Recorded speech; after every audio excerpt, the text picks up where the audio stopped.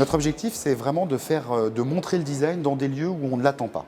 Donc être présent dans des musées, être présent dans des lieux un peu atypiques, dans l'espace public, voilà, pour que le public se l'approprie à sa manière. Lady Days, c'est un festival de design qui a pour but de montrer la création en design sous toutes ses formes.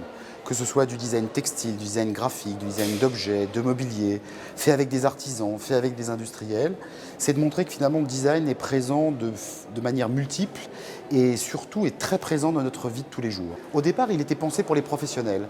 Et puis petit à petit, on a décidé de l'ouvrir et de l'élargir au grand public. Cette année, on a fait un travail assez important sur la médiation, beaucoup de visites guidées qui partent de plein de points dans Paris. Alors au Dides, on vient rencontrer d'abord des designers, on vient rencontrer des éditeurs aussi, on vient dans des musées, peut-être aussi dans des espaces où on n'était pas forcément venu, et donc on a un prétexte supplémentaire pour venir visiter des lieux parfois un peu insolites. On vient voir des étudiants, parce que dans la programmation du festival, on a décidé d'inviter 24 écoles, ce qui est beaucoup, mais ce qui était nécessaire pour nous, parce que c'est eux qui vont faire finalement le design de demain. Donc c'est 24 écoles, soit d'architecture, soit de design, soit d'archi d'intérieur ou d'arts appliqués, qui vont présenter leurs travaux. Donc c'est une occasion formidable de faire connaissance avec eux et de comprendre le design au travers de leurs propres mots. On attend que le designer soit un peu au cœur des choses. Il pense notre quotidien, c'est-à-dire il pense notre quotidien du réveil jusqu'au coucher ou de la vie jusqu'à la mort. Il va penser notre manière d'apprendre, de dessiner les espaces qui correspondent. Il va penser notre manière de se soigner. Il va penser nos loisirs. Il va penser notre manière d'habiter, de reconfigurer différemment les objets qui font notre habitat. Il va penser à notre mobilité aussi.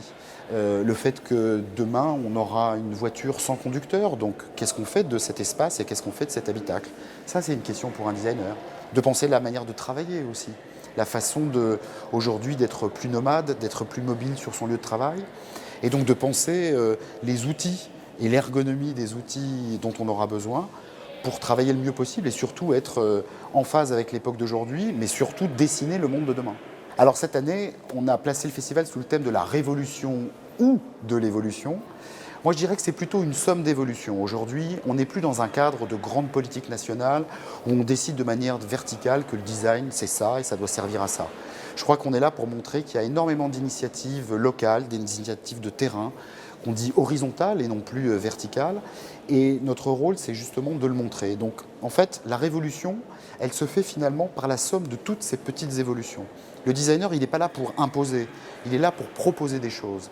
Et après, l'usager ou le citoyen s'en empare ou ne s'en empare pas. Mais en tout cas, c'est comme ça qu'on fait évoluer les choses de manière souple et concertée.